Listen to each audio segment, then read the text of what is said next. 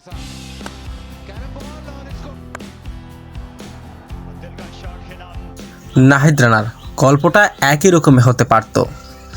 থাকতে পারতেন রিশাদের মতো আলোচনার কেন্দ্রে, জেতাতে পারতেন দলকে। তবে এসবের কিছুই হয়নি। জিম্বাবুয়ের সিরিজের কারণে রিশাদ এখনও পেসার জালমিসের হয়ে দল যোগ দেননি।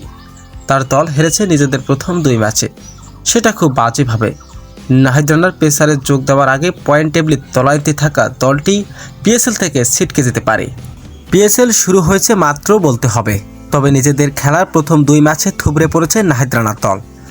বলাররা পাচ্ছেন না উইকেট, ব্যাটসম্যানরা পাচ্ছেন না কোনো রানের দেখা। নিজেদের প্রথম ম্যাচে কোয়েটার বিপক্ষে হেরেছে 80 রানে।